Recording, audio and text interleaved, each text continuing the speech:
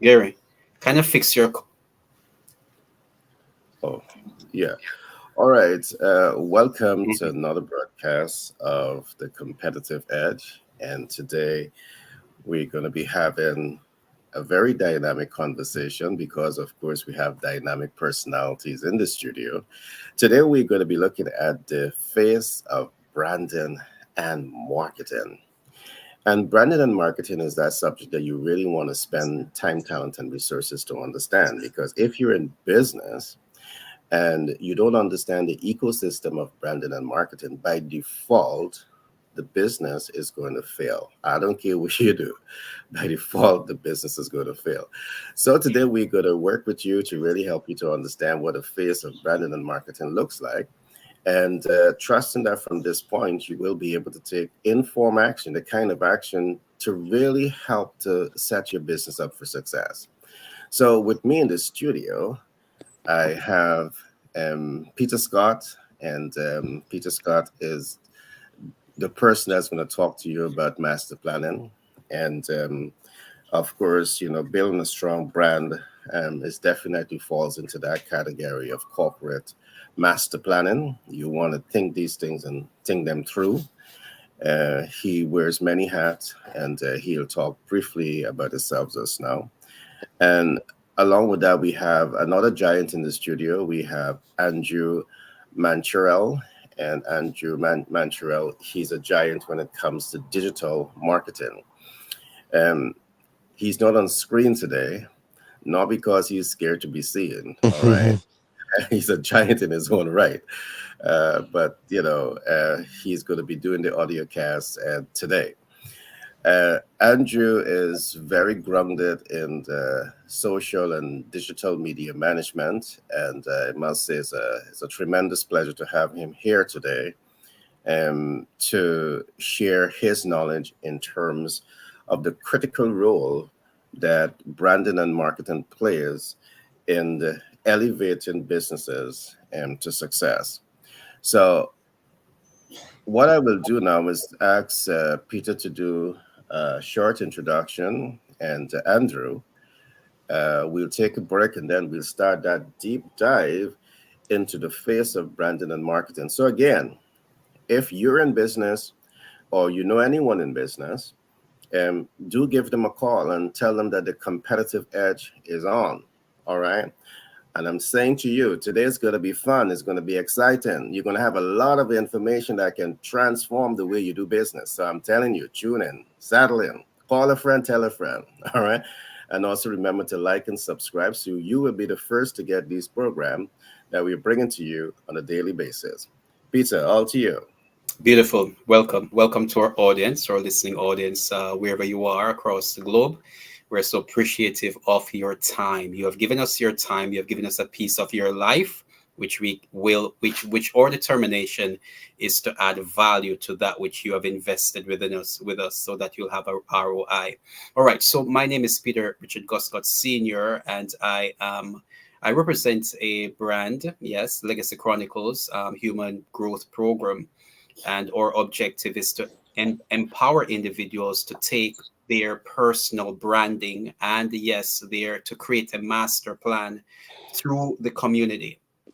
So there are four dimensions in the community. As we interface in our day by day life, we have four dimensions that we have to pass through. There is our personal life, our family life, our community life, and our corporate life. And there is so much that needs to be done, even in the corporate field, in how corporations interface with local communities. And we want to chat about that today on the competitive edge. And so welcome, and it is a delight to be here. Um, yes, hi everyone. Pleasure to be here, guys, again. Thank you for having me for the second time. So for the audience watching, my name is Andrew. I am the founder and CEO of a company called Digital World Connections, full-time marketing firm that focuses on building traction for people that are based in the real estate, mortgage, and insurance industries. But I'm also a partner of another agency, which is known as Click, where we service multitude of different industries over the last 13 to 14 years. Also a full-time college student, currently on semester break. I attend St. John's University in Queens, New York. And yeah, I'm excited to see what we're going to talk about today. Branding and marketing is everything for me. I talk about it every single day to people, and today's conversation will be something that will be definitely interesting for all of us. So, yep, thank you.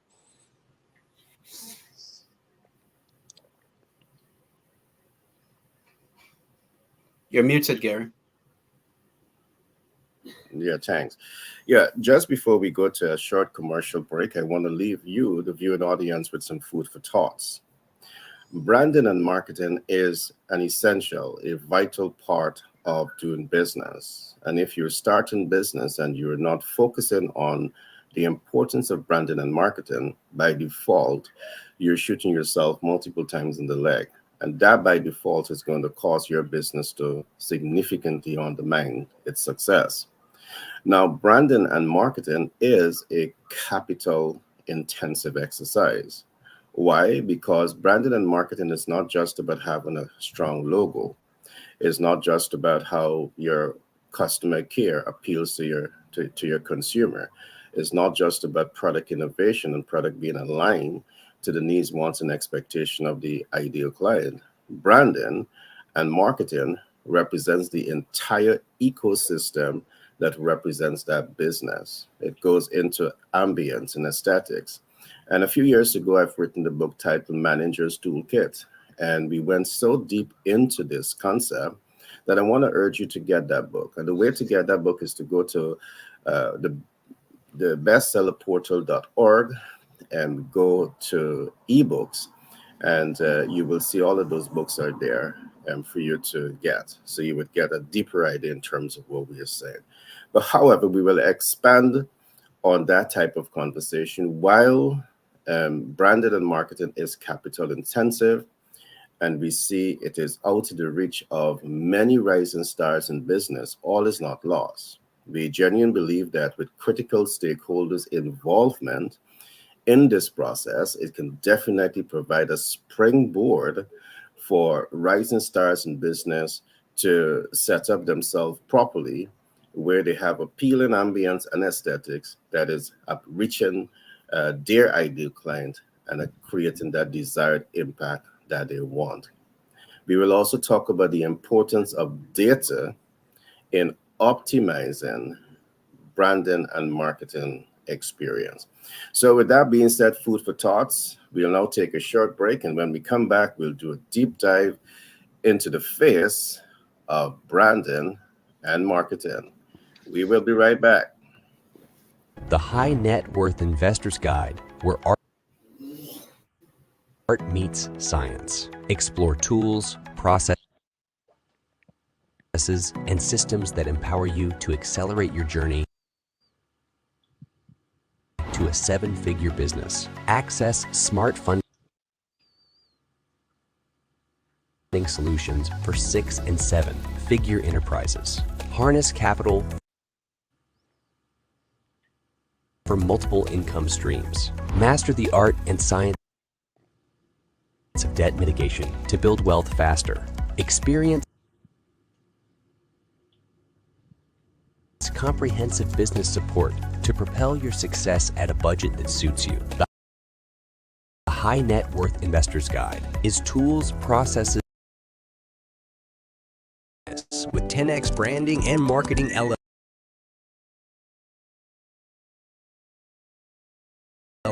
Our expert team specializes in enhancing your brand's visibility and connecting you with your ideal clients. We employ strategies that increase reach, leaving a lasting impact and driving client conversion. Trust and credibility are vital in businesses and excel in building them even with a limited budget. Our cost-effective approaches ensure you get the best results without overspending. Ready to boost your business cash flow? Contact us at 332-235 T99 and let 10x Branding and Marketing LLC guide you to success. Our focus is on elevating your visibility, which directly translates to growth. Experience the power of effective branding and marketing with us, and witness. All right, guys, welcome back. The internet is not fully optimized this morning. All right, so however, with that, we will still press on. And today we are looking at the face of branding and marketing. And I will begin from where I left off and before we went to the commercial break. Um, Branding and marketing, it's a very capital intensive initiative, especially when we look at it from a data collection standpoint, because you want to be able to use data, and I will expand on what data is as we go into the program, to affect the brand results that you're looking for. One of the things that we see is that many rising stars in business, because of the high costs associated with data collection, data analytics, and data management, they tend to shy away from this entire exercise, which I believe can undermine and those businesses' ability to achieve the desired objective in building a strong brand and positioning that strong brand in the eyes of the ideal client. Now, the research again is showing that because of the high costs associated with this, many businesses are not able to achieve this objective. But in recent times, what we have been doing is doing the analysis, and we see there are a few options.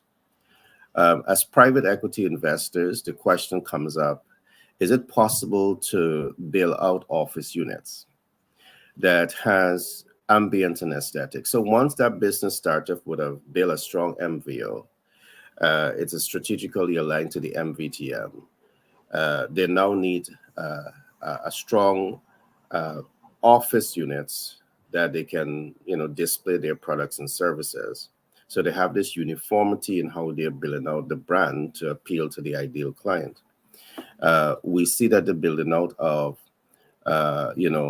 office units to help rising stars in business as a very unique approach. In fact, this concept is not new. All right.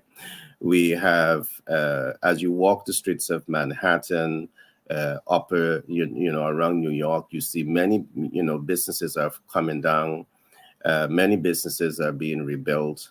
And what you see happening on the ground floor, the owners of those properties, the equity investors in those properties, what they may do is they may control the ground floor, and they either put other units on the additional floors or apartment rentals. We see that happening not only in the developed world, but we see that happening in middle income economy, and developing economy. We see this happening. So I think it's a unique gateway that gives rising stars in business the opportunity to really leverage this to position their strong, a strong brand.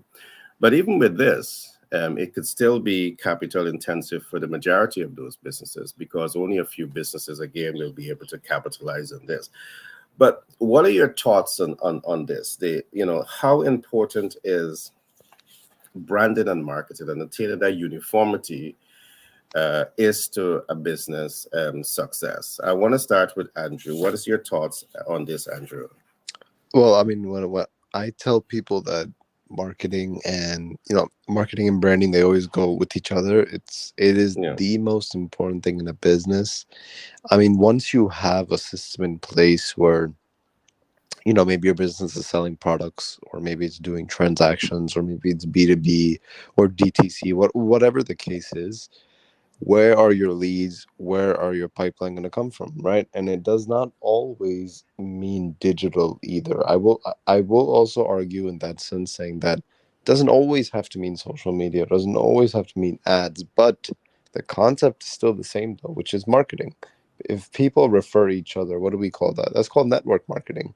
So I think branding and marketing should be the utmost priority in any business, especially after that setup of a system is there. So whether you're doing transactions smoothly or you're selling products smoothly, I do advocate it even before that, because if you're a new startup, you have to build audience interest before your product is even out there, before you can even physically hold it, because you have to know if the consumers even want this. So I think this is like priority number one, or priority zero point 0.1 first, because number one, it will tell you an answer on whether or not your product or business could be effective. And number two, it will keep your business effective if it already had interest in the first place. So I think it's number one in any business. So, budgeting or whatever that is should be kept at a priority for this at the same time, while managing other expenses wisely as well. Well, I'm happy that you would have said that, Andrew, because when I look at the whole concept of branding and marketing, I see the tool branding and marketing and or tools from three different standpoints. The first element of branding and marketing for me has to do with data collection, and you're right. You want to spend time collecting enough of the right information about who the ideal client is long before you even innovate a product or a service. All right. And what you find happen again, the very act of collecting data, sensitive data, and by data, you know what I'm talking about. You To build a brand, you want to ensure that that brand in itself has relevance to the target market. And to ensure that it has relevance to that target market, you need to do the data collection, you need to do the research. And the kind of data that you're collecting are things like, how well do you understand your target market based on their economics?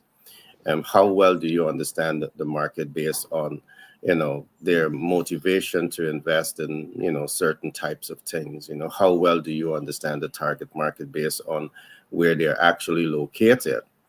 And you find it very often. This whole exercise is capital intensive, and many businesses tend to shy away from this and just start the business process. And this again may be a major contributory factor why so many businesses are failing every year.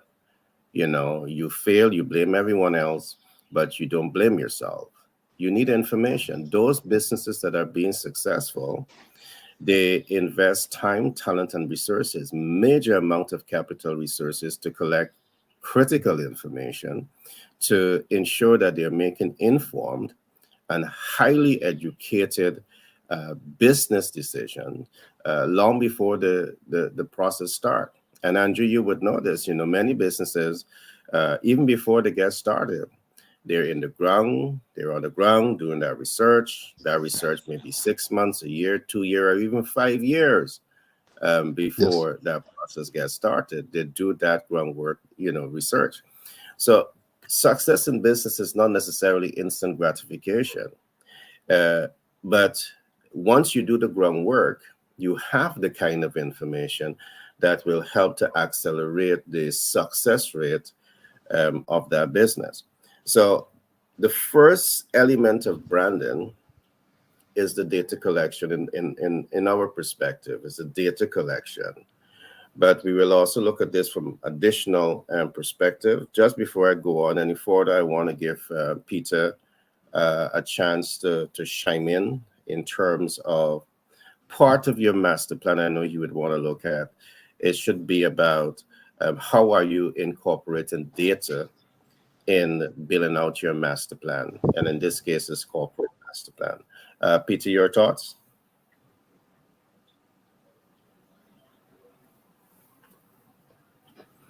Yeah. You're Uh, mute. you're okay. Thank you. Right. I was just, looking at listening to how Andrew responded, and the thought he left was, where are your leads and your pipeline coming from, and what is Mm, the budget allocated for that, and the point of, even, and what you mentioned a while ago, even before one can go out into the marketplace, they have to engage the community first. especially if individuals are startup. And that's a great deal of the people that I deal with are startup individuals. I love entrepreneurship and helping people to give birth to that idea or thought that they think is applicable and will bring value to the community. And a lot of individuals do not realize that before they can have their gadget, their lotion or potion in the marketplace, there is so much research that has to be done in order for them to attain, to find that share. And so when you talk about marketing, it is this the scope of by which individuals or businesses participate in the community or engage the community so that they can find their ideal customer or client. And that is very much labor intensive, yes. And it is also capital intensive because it is, you have not yet, especially for a startup person, you have not yet started making money in terms of your product and the service that you're going to present to the community. So the question is, how are you going to do that? And you do not want, nobody wants to go out doing something that and then to find out that they have invested so much into this project or into this program, into this service, and nobody wants it. So it's best you do that budget. And this is where why we say that master planning is so very important, because you Yeah. have to think through.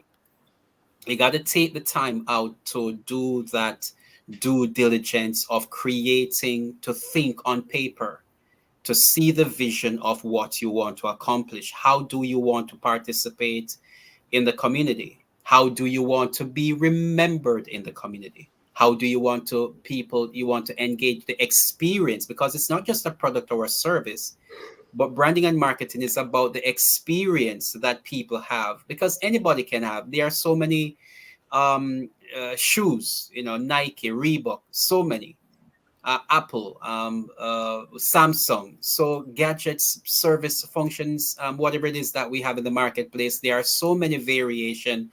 But the market, it is marketing and branding that creates the experience that differs between one product or service to another. So the individual have to sit down and they have to decide on paper what is the experience that the customer is going to have when you give them your product and services. And even to go a little bit where prices is concerned, market and branding is what determines price, because you can have a product or a service and it is cheap, and somebody can come in with a product or service that may not even be as good, and they are selling it for so expensive, so much, the price is so high. Why?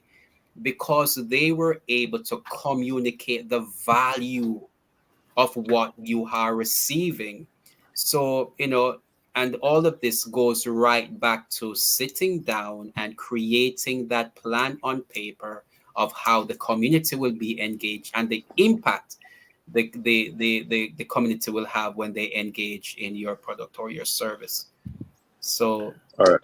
That's good. Yeah. I All right. I Thanks do for agree that with what. share. Go ahead, Paul.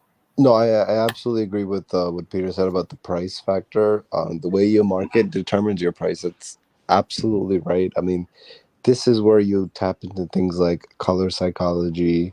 I mean, like good examples, right? Like if you think about the best sports cars out there, Ferrari, the way Ferrari markets and Rolls mhm, Royce markets, it's very different compared to a typical car, right? And who are they attracting? They're attracting the private jet owners. So I mhm, think I think you're doing that was a very clear point. Marketing and branding could be expensive, but you can market it like an expensive brand where you can get high ticket clients that pay for your mhm. marketing and branding. So absolutely, that's an important point you mentioned there. Agreed, 100%. Yep. Um, what I will do, I want to share some information in terms of how data and the branding and marketing process can work. Um, And I'm looking at the importance of data in this context. Data is the research. You need to do research. And how does research helps in building out that strong brand? I'm going to go through a few steps here. Research, data collection really helps you to, one, identify consumer needs and brand relevance. And in starting the business, this is fundamental to the success of your business. If you're going to investors and you want capital to grow and scale your business, but that you don't fully understand your consumer needs, you don't fully understand how the brand is going to be fixing a problem or adding value, you have issues there. So one of the reasons we emphasize the importance of data collection in the brand innovation process is largely because you want to have this data, this information at your fingertip. The second step that I'm going to look at here in how the data can help, the data also helps you to identify the market viability. And you're now able to identify market viability by looking at the market size, the market density, and the market dispersion. You need to have this type of data analytics, this type of information as you position yourself to get into to business. You want to identify your MVO, urgency and immediacy. These are things that you might have heard me talk about before. But in starting a business or starting a brand, it doesn't even make any sense to build that brand unless you can establish beforehand that you are reaching an urgent and immediate need of that ideal client. It is based on the urgency and the immediacy that will establish if they're willing enough to pay either, minimum cost or high bucks for the products and services that you're offering. And you need these type of information as you position yourself to build out that strong brand. So there's a right and wrong way in how you're going to go about doing that. The fourth step that I'm going to look at here is to ensure that you are able to identify market accessibility. And Peter hinted to a point early on. You start a business, but you didn't take the time to see if there's a need for that products and services. The possibility exists that there are need, but the need is at a different geographical location. And you didn't consider that because you don't have the data. When you have the data, you know the broad spectrum to which you should be applying your data analytics. And as you extract information from the data analytics, it tells you exactly how you need to geographically position your business, your brand, for it to make business sense. So you need the data at the initial stage here. The fifth concept that I'm going to throw out here is to identify the ideal client ability and willingness to invest in your innovation in your products and services. And you see, the assumption that people do, many rising stars in business can do, you can start a business and simply assume that because you start, your ideal client, if you know them, Mhm. have the ability and the willingness to invest in your products and services.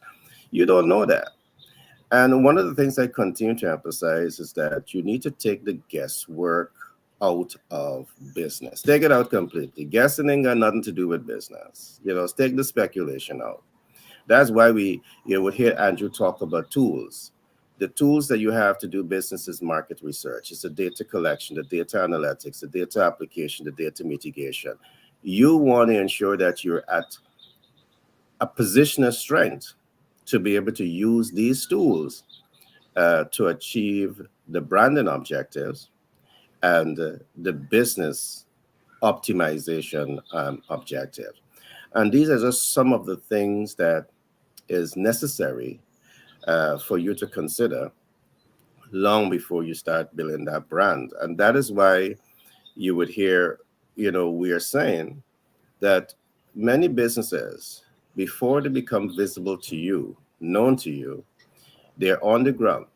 They're spending days, weeks, months, and perhaps years on the ground doing that research, investing a lot of money so as to ensure that they truly understand the heartbeat of the client. It is by understanding the heartbeat and that is going to help you to make a difference. Now, the average person might want to say it's capital intensive. It's capital intensive. to start, to do the research. But guess what? The costs justify the ends. Because just think about it. You've done the research, you've done the analysis. You are the one that have the data. So you know the impulse of your consumer base, and you know the size of your consumer base. You know where they are geographically. So you know how to position your products beyond your competition. Who's going to win? You're going to win because you have all of the information. So data analytics is very important.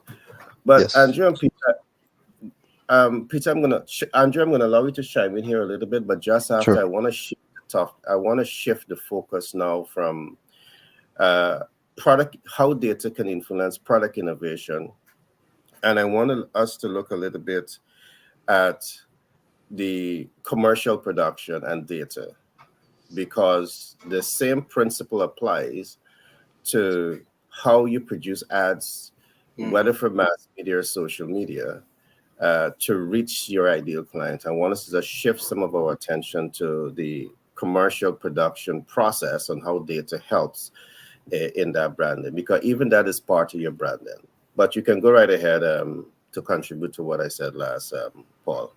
I'm Andrew. Gary, I think you're cutting off there. Oh, I'm cut off. Sorry about that. Oh, you're there. It. I think your It's, network broke. All right. Yeah. You'd want to make a point, Andrew. I would say before I shift the conversation over to Okay. data and commercial production, I will. You can chime into what I just said before I go over to that other point. Oh, sure. Yeah. No, just one thing that I wanted to reemphasize was what you said about Mhm. value and how a lot of businesses skip this step because of finances or budgeting. And I feel Yeah. like sometimes that is a realistic case, and other times it's a value miss that they're not understanding the value of marketing and branding until it is very late. I am Yeah. sure most of these business owners have cars which cost way more than the marketing, but they know the value of a car, right? So Yeah.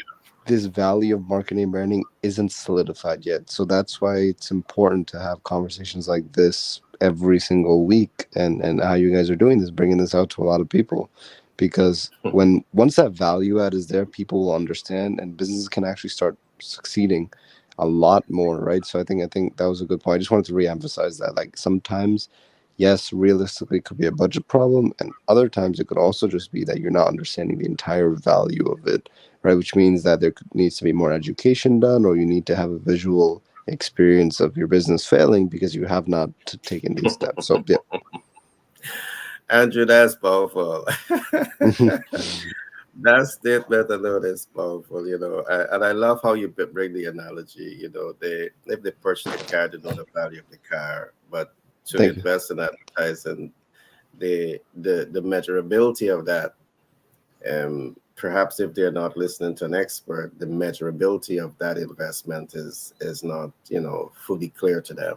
So I agree with you. I guess a lot of work has to be done in terms of educating businesses about the importance of using the right approach to build a strong brand and to then move on into advertising. So we are now about to step out of branding, and we're going to now look at some aspect of the advertising experience.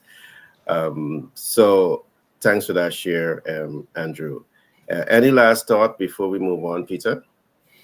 yeah, just to connect in what you gentlemen, the point that you guys are presenting, the question that I tend to, a lot of businesses do not know.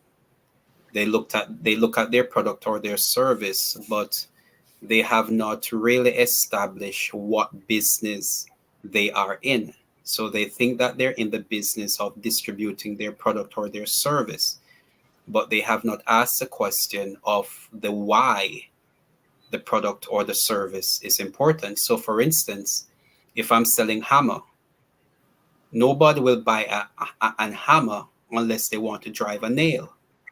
So as much as I may, talk about the features of the hammer, then the end result is that the hammer is designed to drive a nail.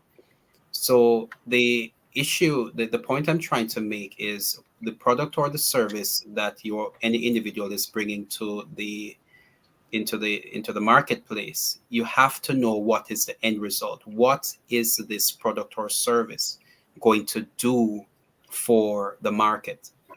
So basically, every business is in the human growth business, because there is a human being at some shape or form. A human being will be impacted no matter what it is, because every business is in the marketplace to serve an individual, to serve a purpose, to serve to impact a person's life.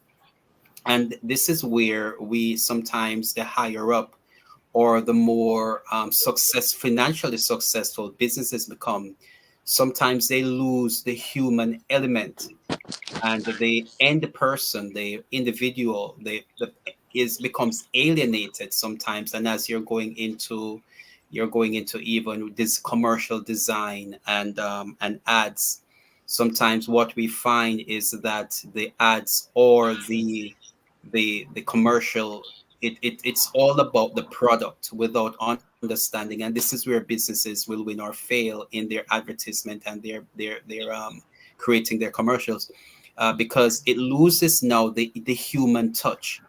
And if it is just all about the product, the product, without showing how the product will make a person feel, how, because a successful ad is not really about the product. A successful ad is about what the experience, the transformation that the client, the end user, the human growth, the human impact that the product is designed to achieve.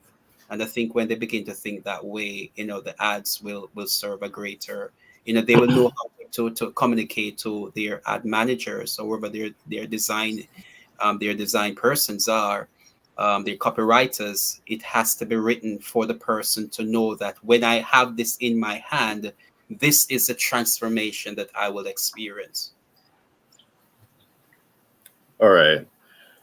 Well, Peter, you have jump started that process. However, just to add to it, we are now coming over to the commercial production, and a lot of things that Peter would have said is accurate on that point. But the big question you want to ask yourself, you have labor to collect data, sensitive data. You've analyzed sensitive data, you've applied sensitive data, and you're now mitigating sensitive data in the product and service innovation. Now, what's next? Because you may have an excellent product, you may have an excellent service, but that doesn't guarantee that you're going to be successful. There is a value chain that you have to go through to position the business, the brand, the ideas for success. And the second value chain that we're going to be looking at here is the whole commercial production experience. So the big question you want to ask yourself, in the whole digital branding and marketing and branding, equation, is why do you want to produce the ad? You want to produce the ad for several reasons. You want to command attention, pique interest, arouse desire, move the client into action. You want to, make impact. You want to cash flow optimize because now you want to convert. You want to build confidence, trust, and credibility. So as you can see, you're doing the ad with end results in mind. All right. But what I find happens very often when you take data out of the commercial production experience, all of those objectives that you have in mind is significantly undermined.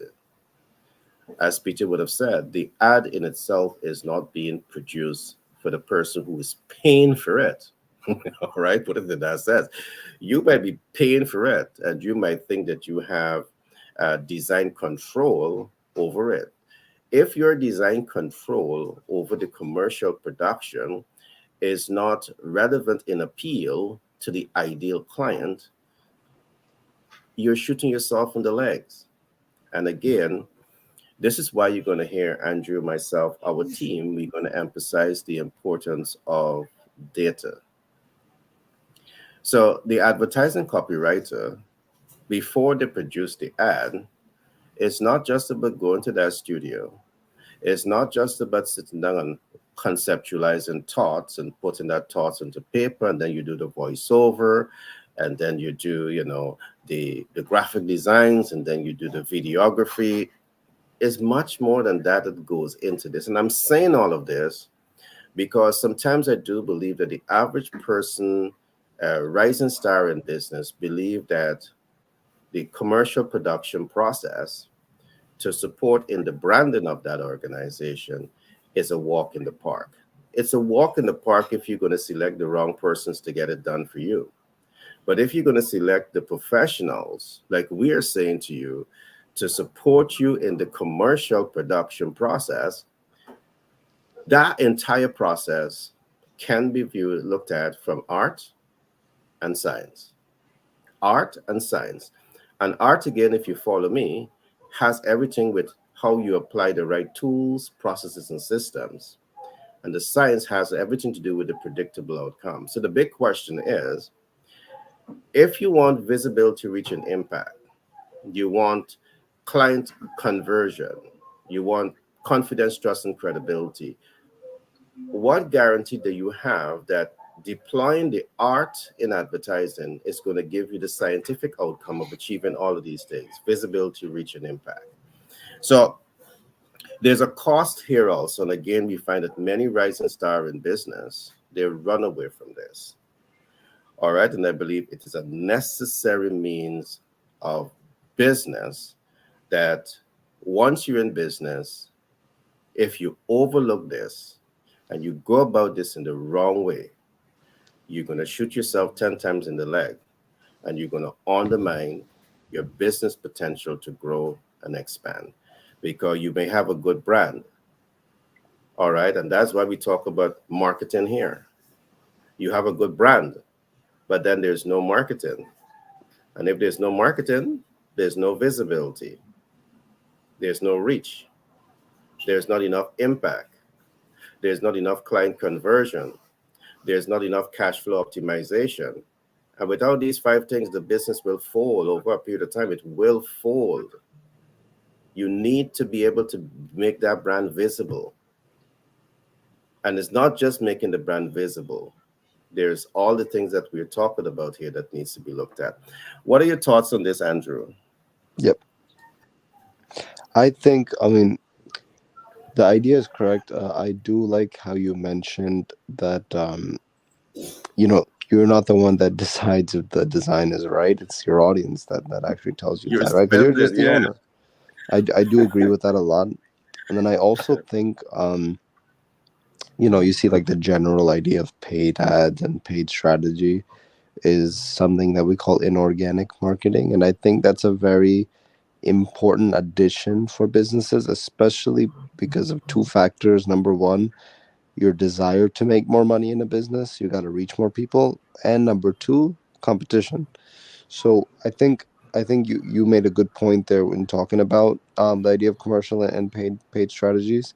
I think when it comes to certain aspects of that commercial advertising, like whether you see TV ads, things like that, that's where market research is again very important. Is your product being seen by people that are just sitting on the couch watching TV, right? Like those kind of data points will be Yep. important, because yes, you will shoot yourself in the leg when you realize that nobody's watching your ad because your product is so irrelevant to the commercial side of it and you just waste thousands of dollars.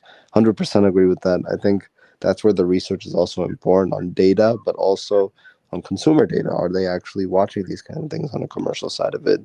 But the concept of paid strategy on platforms like Instagram, Twitter, Facebook, LinkedIn, YouTube, I absolutely recommend that. But I usually recommend things like that after building a foundation of organic first, because the truth is, if anyone likes what they see, they will click on that profile. And if there's nothing for them to be entertained by or informed by, they're probably not going to stay very long there. And you just have a big bounce rate there, right? I mean, they got interest, they lost interest because your marketing is not good. And the scariest thing is you don't even know that happened.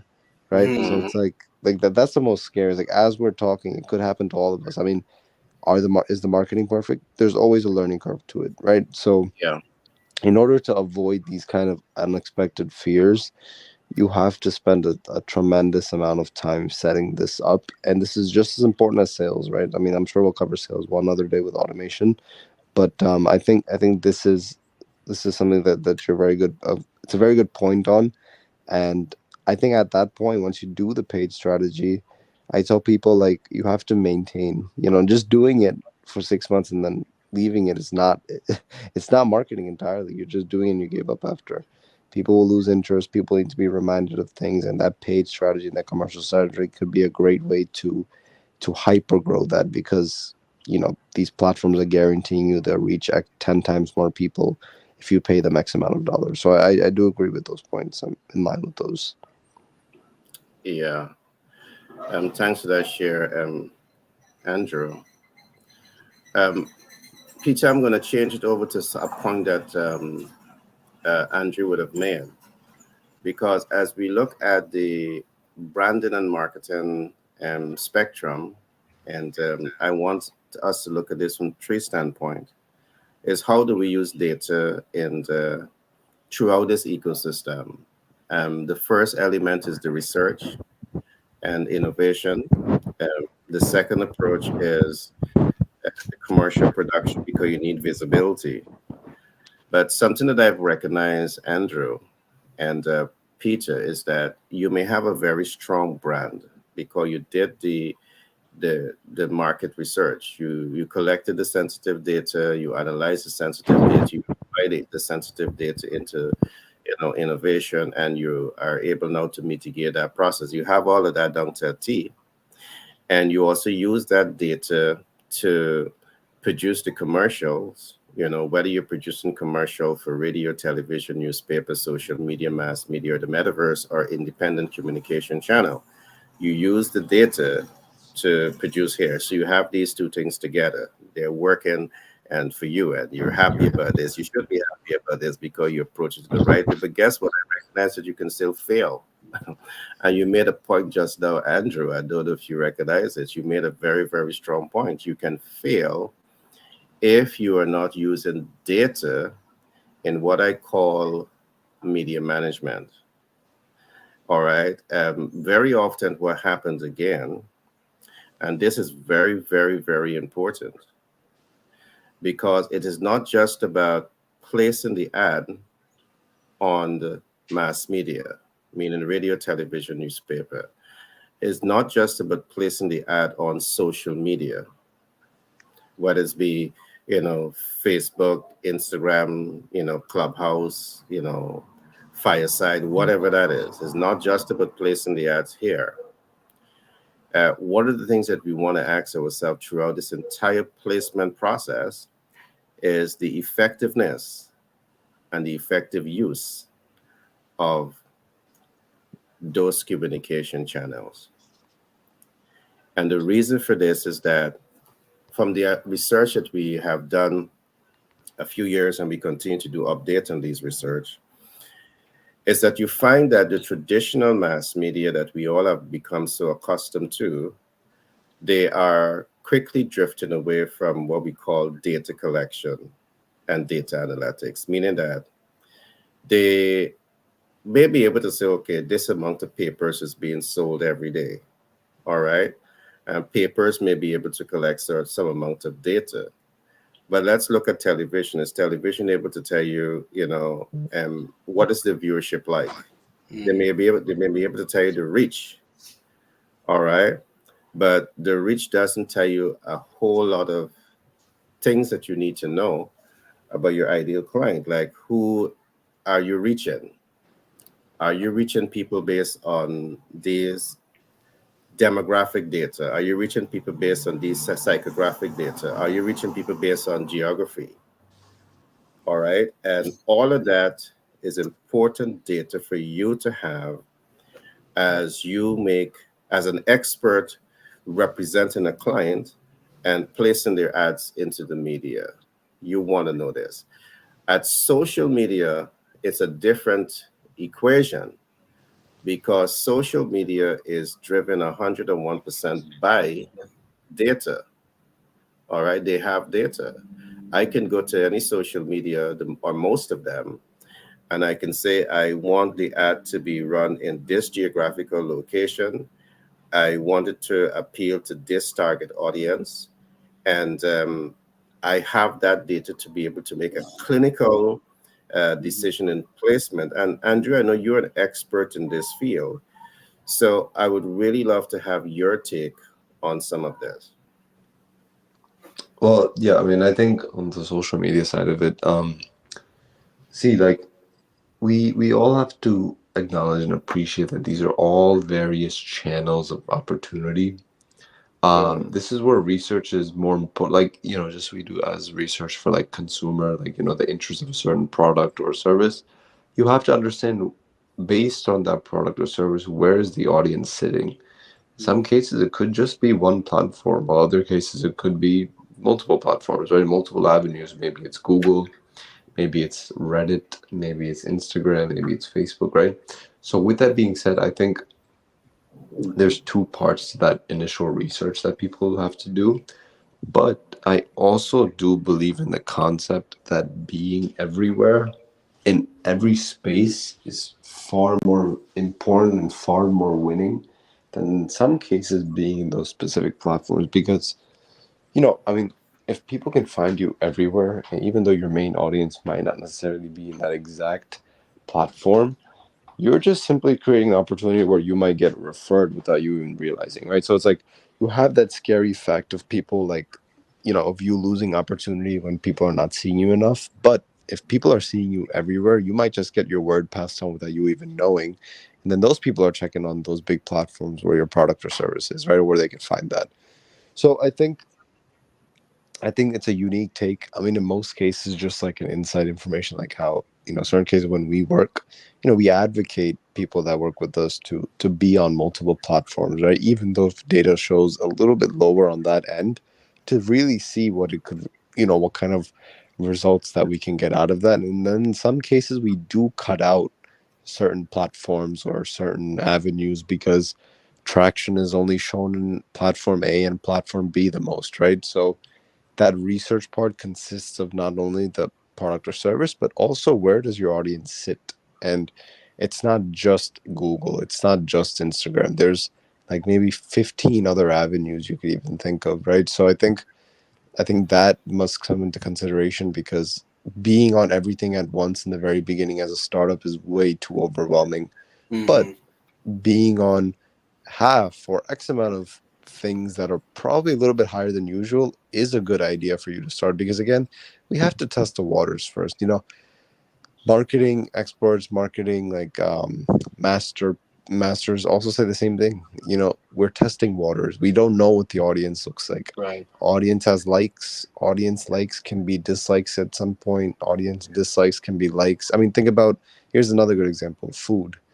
I know someone that hated tomatoes when they were younger, but now they love tomatoes. Same sort of concept. They might hate this product right now, but they might not hate it in the next, 3 or 4 months, right? So there's a lot of testing there. And that's where I tell people, you know what? Marketing is just like real life because if I were to find my best friend, right, I'm not going to assume my best friend is my best friend in a month. I need multiple occurrences of him or her trusting me, of him or her showing me that he's got my back, right, and then I can declare him as my best friend. So with that being said, same thing with marketing. I can't see the product once. I need to see it over and over and over again. If I see it in some of the most unexpected places, that could itself lead to like a very positive impression that I have on that brand, right? So good point there. I do agree. And I think this concept of being everywhere is important, just like when we drive and find all these Starbucks shops out here and not just on Instagram either, right? So like same sort of concept. yeah, great share, Andrew. And I you made some great points. If you're able to utilize the spectrum of advertising, meaning mass media, in the case of mass media, we're talking radio, television, and newspaper, but you're also to use, you're able to use the spectrum of social media and the metaverse and independent communication channel, that's ideal. That's exactly what you want to do. But there's a couple of things that must be at the forefront of the decision making process is having the spread data driven. For me, it's just about collecting that data so you're able to make informed decisions so as to minimize wastage in Hmm. capital expenditure and optimizing the level of success that you want. Data. And the thing Um, is, that is where the mass planning is important yeah, because you're you going to know come in with that. I'm going to come right to you just now, Peter, with Mhm. that. So the data is important to be able to make informed decision. The budget is also important because many rising star may not have the budget to go do the spread. So those are considerations to be made. And I want to say this: big data, big data. There are some strategic entities that you can go to, and we have access to some of them. We have data or in contact with entities that are carrying 15 million data that's going to help you to identify specific characteristics about the ideal client based on income, overhead, staff size, spending pattern. We have that kind of data that can help clients. So it's bringing all of this to front in terms of making that decision. Uh, Perhaps going the spread is important, but there may be strategic approaches that you can use, which is using big data to also achieve your advertising and business growth objective. But we look at that for later on. Peter, yes, you were making a point on the importance of the master plan. And I certainly agree that the master plan is important, but I'll give you the opportunity now to expand on that. Right. So, in the question of what business a person is in, because if we do not understand the vision of our product or service, then how do you communicate that to an external agency that you are going to give millions of dollars potentially to represent your product or your service? No, you're just giving you're just giving that agency the choice to make decisions based on what? Based on what?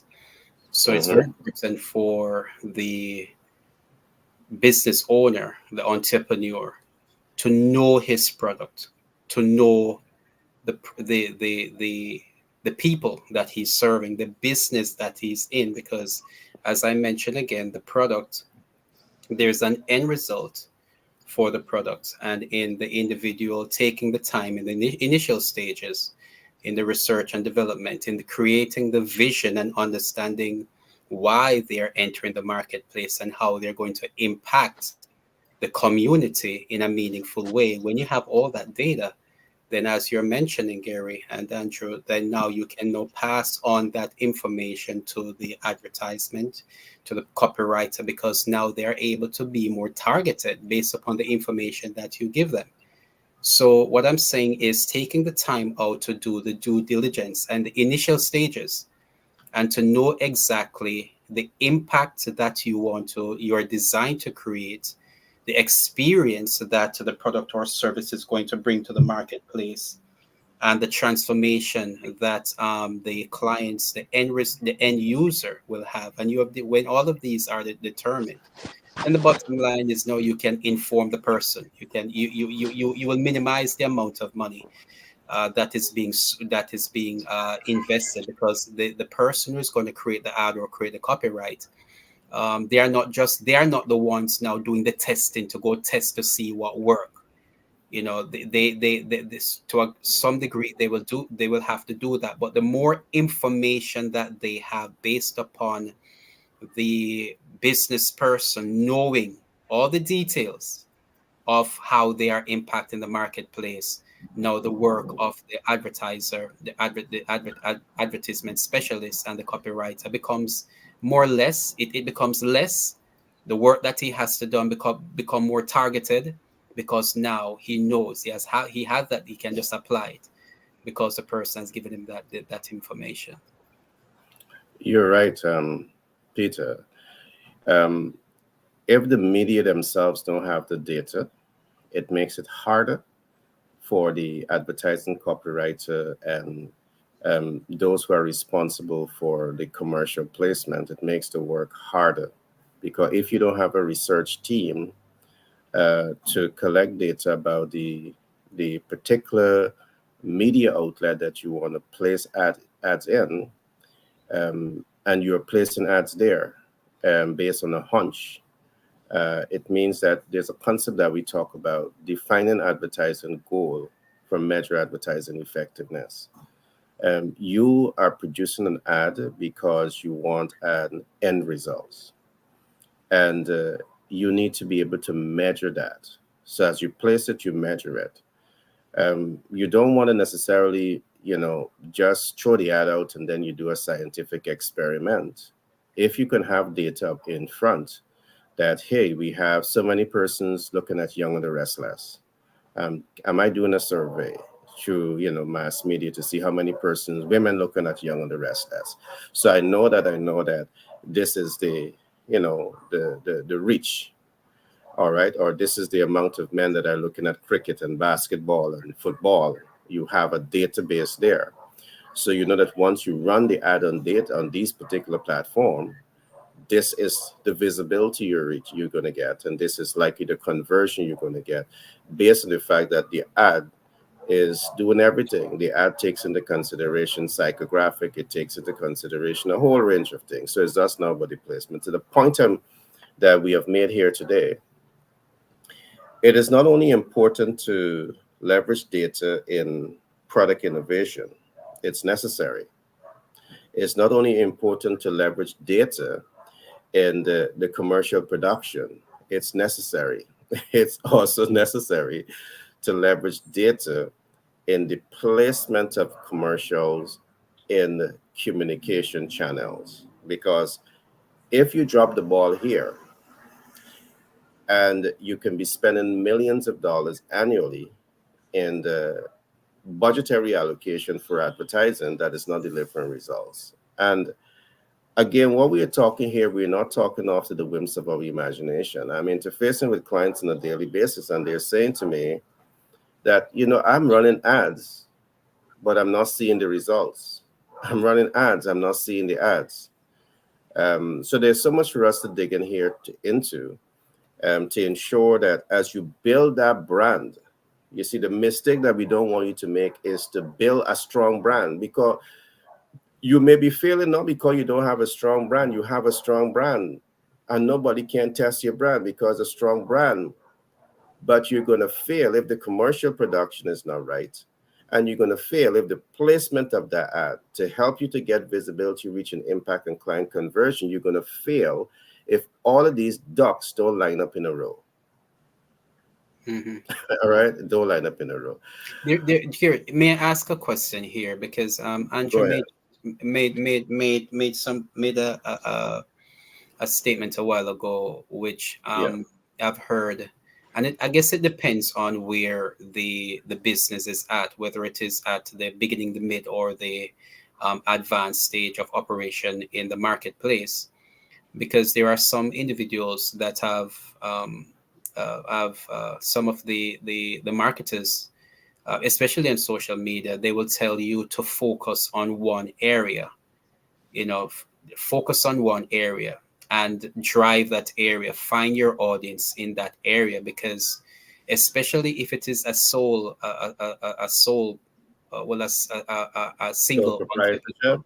Yeah, Mm, well, not necessarily a sole proprietor, but a when you especially when your budget, when you go to spread yourself, to be it's on impossible for you YouTube, to to spread be there, yourself. I to got be your point. there, to be there, because each area has a demand on time, and the Disney effect. And but then there are others who have listened to, they have spoken about the Disney effect, which Andrew mentioned a while ago, where Disney is in every marketplace, no matter what it is. Disney is there. Disney is there. So they speak about the Disney effect. But this Yeah, is able I to do think as you talk about Disney, I gotta sue somebody for plagiarism because I'm the person that write Disney effect in my book. But go ahead, that. Peter. How long ago you wrote your book? How long ago you wrote your book? Years ago, Peter. Don't give me the one. Years ago. Okay. All right, but the Disney effect, I forgot, is this? It's what's his name? It's a guy's from Florida. I hear it for first. Net. We and I speak about them.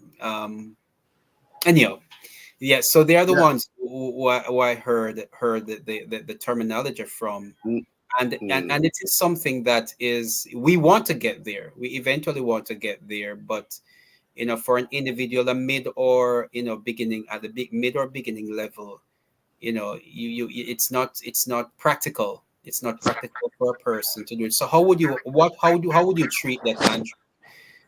For somebody, when do they actually begin to spread? What are the dynamism behind that? Somebody listening to us right now, and how do they know when to begin to tap into various marketplace, or should they just focus on just YouTube, dig deep into YouTube? A person who is starting out, how would you, between both dynamism, the Disney effect and the focus effect, how do you balance between both? Yeah, good question. So the way I look at it as, um, so I mentioned earlier, marketing is like real life, right? And a lot of the pipeline usually will come through digital or will come through something called network marketing, but there's something also called online network marketing. And I think when you start to understand that, your audience might not be on this platform, but people that could recommend you or people that could spread the word through that type of platform is available, that's a consideration where you should be on that type of platform. So, like for example, real estate. Since we work a lot with realtors, this is a good example for people to understand. Typically, we found that if agents start focusing on Instagram, Facebook, and their own personal website along with the paid ad spend, they can get good results from there. But LinkedIn is a platform where real estate agents could benefit from. Real estate brokers, on the other hand, should be on LinkedIn because their goal is to recruit more agents. But real estate agents themselves can be on LinkedIn because they can connect with other realtors and they might be able to pass each other on referrals. So is LinkedIn lead generation? No, it's indirect lead generation. That's a moment, that's an opportunity, as I just mentioned, where you might have the opportunity to recommend people through another channel, even though that's not the primary area of traffic. I Mhm. think that is where you can understand, like, okay, hey, I should maybe consider this platform, maybe not right away, but at least in the near future, because I can create another version of opportunity for myself through that brand, through that channel. That's where I think it's beneficial. But again, in most cases, when you jump into these things in the beginning, with obviously the needed time allotted to it, eventually you'll get a ton of data which you can use to understand that, okay, maybe my focus should just be Instagram and Facebook because this has been getting me the most traffic. So in a way, getting into that platform from the start is what I recommend, rather than looking at it in between, because you're chasing two data points versus Mhm. nothing you don't Mhm. know yet. But if Mhm. you got into all three in the beginning, you have three sets of data that you can check and just be like, okay, these two work better, or this one only works the best. I'm focusing on this one now. So it's Mhm. like you're kind of delaying yourself if you do that a little bit, is what I found. But is it hurting? I will let the business owner decide if it is hurting them, right? I mean, if they're not making enough money, then probably it is hurting, right? So I think that's where my recommendation would go to see if there could be an opportunity for more of like a referral type source channel where people should be considering to get on, on top of the recommended channels on, for the strategy. Mhm. Mhm. Um, Great points, Andrew. And I just want to attempt to respond also to that question. There are many more variables that is going to influence your selection of uh, the media outlet. Again, for me, whatever medium or whatever factor that is influencing that, it should be based on data. Because every business at the early stage, one of the things that you want to do is to cash flow. So if you can source information that will prevent you from the experiment and take you straight to that point where you can cash flow, is where you want to go. And the possibility exists that the fastest way to cash flow might not even be social media or mass media. Perhaps it might be identifying uh, specific buyers, specific Mm-hmm. demographic that might be Mm-hmm. in a specific area. Mm-hmm. And what you do, you build out relationship with them. Because there are some companies you would agree they never run an ad, and Mm-hmm. they are one of the most successful operations that we have. Mm-hmm. So it's a range of factors that is influencing that can influence that. But along with that, I do believe that one of the reasons we have also written the book Master the Sales Communication Process, where we talk about the MVO. You can go to market with your minimum viable offer, but you're going to the market with a minimum viable offer because you have limited human, technical, and capital resources to move that process forward, and you don't know any other way around it. Not that there's not other way around it. All right. So you have limited monies to put into to start a business, to innovate a product, to advertise your products and services. So in these cases, and not that there's not option, in these cases, it would be advisable to identify, work with specialists like Andrew, like our team, who will be able to say, okay, based on your type of business, it makes sense to optimize visibility on YouTube or Instagram or LinkedIn because of these are the effect. You can drive specific uh, demographics to your platform if you go here and these are the way to do it because there are tools in social media, all right, that allows you to say these are the demographic that you want, this is the age group, this is the area, and social media will work with you to bring in that type of audience. So you can be very clinical in this regard and help to, drive the traffic to the ideal client and bring yourself to that point to cash flow optimize. But I want to say this. What Andrew would have said early on, if you can go to business and you can have a spread, because what we are doing right now is a spread because we are across multiple social media platforms.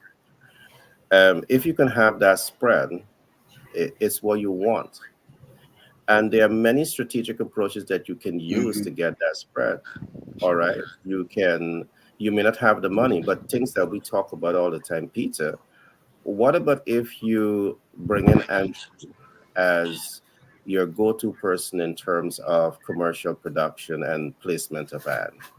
What if we bring in Paul as the person that's going to put some capital into your operation, so you now have a bigger advertising budget to do placement?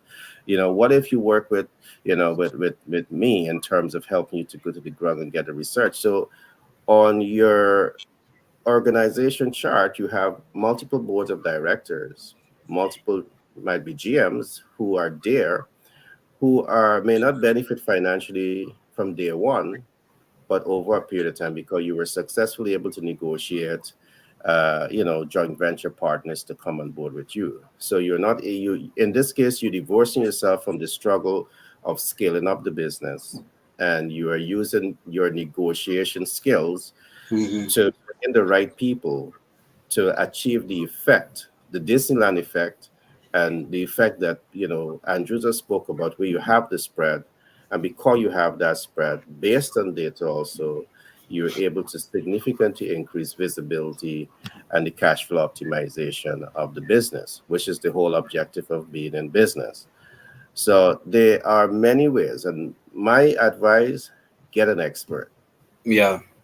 All right, get a professional on your side that can really help you to brainstorm this process, think tank the process, and come up with a great scenario to work for you. Now, one of the reasons we are building this ecosystem that we have here, we have built this ecosystem and continue to build, is largely because we want that when you come to our system, you have It's a one-stop shop. And I'm happy to say that today we now have Fortune 500, ambassadors in our community that can help you. And stay with us. You're going to be hearing so much more about all of this. So you have access to capital, you have access to data, you have access to expert across many fields. You have access to Fortune 500 ambassadors that can really help you to understand what is that Fortune 500 experience. So as you build your business up to get there, you have this type of knowledge base around you, mentor, coach, support, sponsors to help you go faster. All right. So I just wanted to add that. But folks, as we begin to wrap up, I would love to hear. First of all, I want to thank each and every one of you guys for doing such a phenomenal job in, contributing to this topic. I think it's every business, as Andrew would have said, there's need to be a common language around the boardroom, because I do believe that Andrew is very right when he say the value in advertising is undervalued, is underestimated. And if you're underestimating the need for advertising, the need for branding, the main fact that you're underestimating this necessary budgetary allocation, it means that you're setting yourself up for failure. All right, you're setting yourself up for failure. You need data. So, with that being said, I want to thank each and every one of you guys for doing such a phenomenal job here today. And again, Peter always emphasized when it comes to business and your master plan, these are things that your master plan should be looking at, because you can't have a corporate master plan and all you have is product innovation, and you're not thinking how that master plan is going to help you get visibility, reach impact, client conversion. The master plan is not thinking about how you're going to access the capital. The master plan is not thinking about, how you're attracting human resources and, you know, ensuring that the human resources are inspired, and to be with you for the long haul. Your master plan represents all of this thing, and the go-to person here is going to be Peter. He's going to walk you through this process. So I have a dynamic team. I want to thank them for being here. Peter, can I have your wrapped up remarks? And then I'm going to come to Andrew, and we say, we bring the program to an end. Peter, to Yeah, you. yeah, Gary. And thanks again, because it is very important. You mentioned earlier that individuals, no matter how small a person is, whether they're in the startup stage, or in the mid range or advanced stage, relationship Yeah, is key. It is key. So and in the day in which we live of technology, it doesn't have to be a burden in starting a business. The important thing is that there is a sense of strong leadership, and you are able to negotiate and to attract. If you do not have the skill set, you should be able to communicate your value to somebody and make that vital exchange by which you can bring individuals in. And this is what we are an example.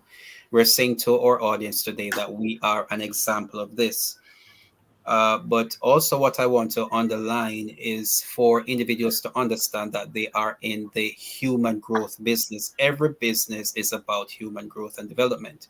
Even if it is just entertainment, people needs to have that sense of relaxation after hard work, whereby they are going to get some entertainment. No matter what it is, it boils down to serving the human person. So, the experience that we are giving those individuals, it is so diverse, because as even Andrew mentioned, the diversity of channels by which we have to communicate these values, it requires time, it requires financing, and there's a certain amount of energy that has to go into all of that. And how we only have 24 hours in the day. We only have we yeah, don't have 24 hours. We don't have 24 hours. We have no matter how hard a person work, they have to sleep.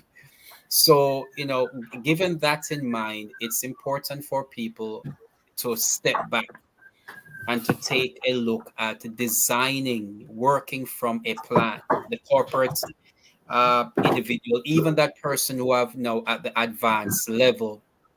Um, and sometimes it is possible where you can grow so much that you become out of touch with the people that you are serving. Your brand can become so big that you lose touch with people.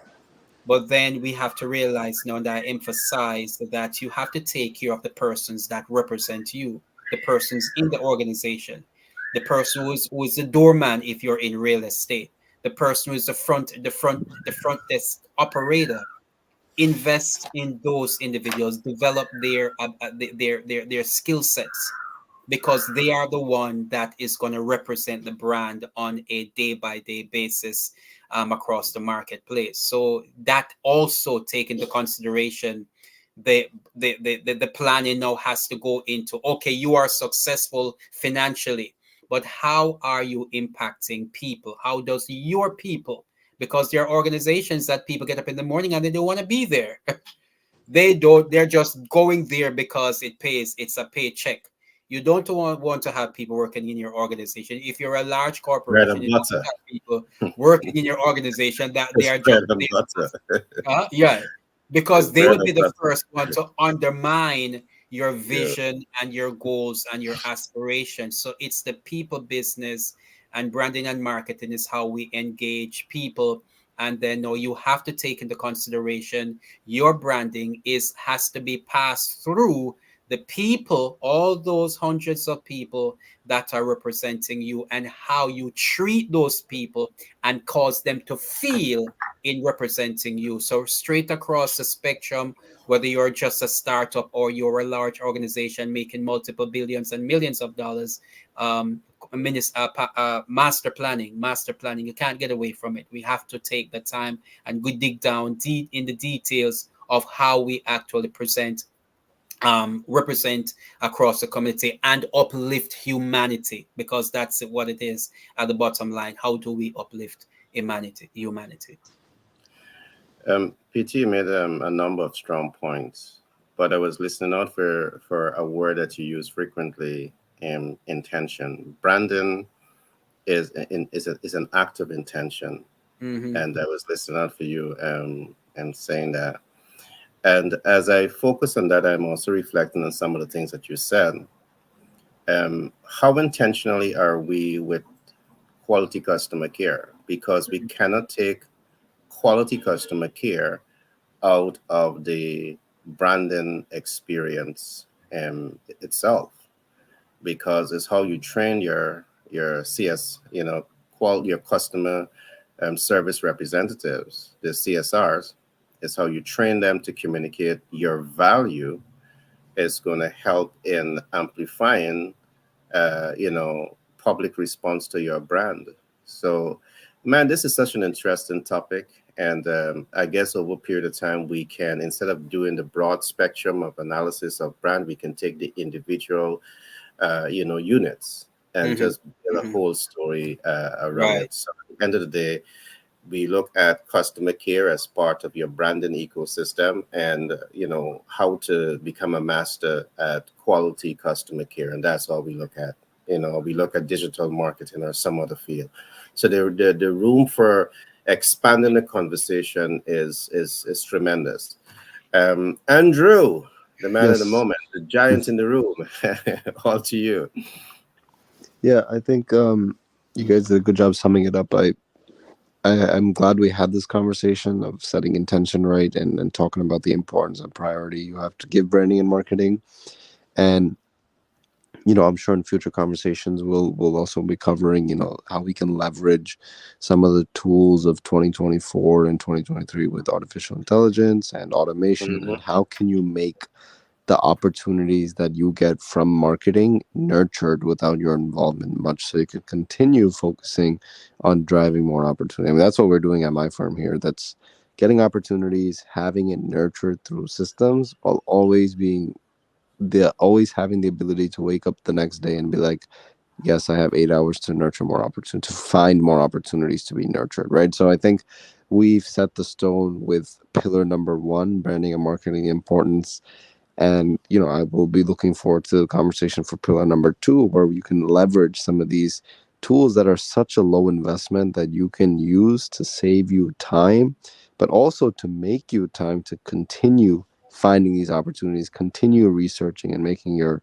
marketing strategy and your branding strategy even more powerful, right? So I'm excited for the next conversation. I think this was great. I think people have gotten some clarity with this, and I hope my car scenario and value add made gave a lot of sense to people, and hopefully that allows some of our audience to understand the continued importance and value that marketing and branding holds for not just the business, but even yourself. Like, even if you're a college student or you're trying to get a job, you got to market yourself. You got to understand sales. You got to sell yourself, and if that's not there even on an individual level, that's a big value miss, right? So this doesn't just apply to business folks. This also applies to people, individuals looking to get a promotion, looking to get that particular job that they're after. So I think we did a great job covering A through Z, and I'm looking forward to the next conversation where we can leverage some of the tools that is available to everyone in the public to make their lives easier and